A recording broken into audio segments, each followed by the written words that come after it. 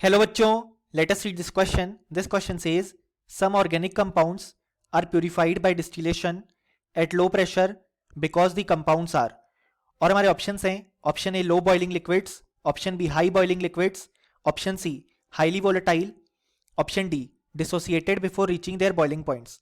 सो इस क्वेश्चन में कहा गया है कि कुछ ऑर्गेनिक कंपाउंड्स को हम प्यूरिफाई करते हैं by distillation at low pressure, क्योंकि वो कंपाउंड्स किस तरीके से बिहेव करते हैं. सो इस क्वेश्चन को सॉल्व करने के लिए जो की कॉन्सेप्ट रिक्वायर्ड है वो है concept of distillation under reduced pressure. अब यहां पे हमारे पास कुछ ऑर्गेनिक कंपाउंड्स ऐसे होते हैं जो before reaching their boiling points, यानी कि जब तक टेम्परेचर उनके बॉइलिंग पॉइंट्स तक पहुंचता है उससे पहले ही वो यहाँ पे डिकम्पोज या बेसिकली डिसोसिएट हो जाते हैं.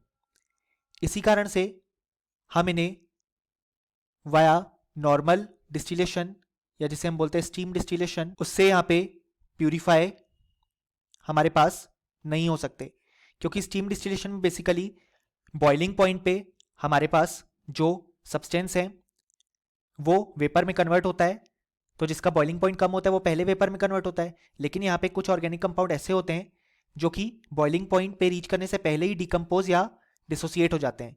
सो इसलिए हम उन्हें नॉर्मल डिस्टिलेशन से प्यूरिफाई नहीं कर सकते, इसलिए हम उनके लिए यूज करते हैं डिस्टिलेशन अंडर रिड्यूस्ड प्रेशर या बेसिकली जिसे हम बोलते हैं वैक्यूम डिस्टिलेशन. इसमें हम करते क्या हैं, बेसिकली हम यहाँ पे एक वैक्यूम पंप का यूज करते हैं जिससे हमारे पास यहाँ पे जो प्रेशर है वो यहाँ पे रिड्यूस हो जाता है, और इस तरीके से यूज करके हम उन्हें प्यूरिफाई कर लेते हैं. सो यहाँ पे जो करेक्ट ऑप्शन हो जाएगा वो जाएगा ऑप्शन डी, क्योंकि वो यहाँ पे डिसोसिएट हो जाते हैं before reaching their boiling points, इसलिए हम उन्हें डिस्टिलेशन एट लो प्रेशर या रिड्यूस्ड प्रेशर से प्यूरिफाई करते हैं. और option A B and C incorrect हो जाएंगे क्योंकि हमारे फाइनल रिजल्ट से मैच नहीं करते. सो फाइनली हमें लिख सकते हैं कि इस क्वेश्चन के लिए हमारे पास जो करेक्ट आंसर आया वो आया option D. Hope you understood it well. Best of luck.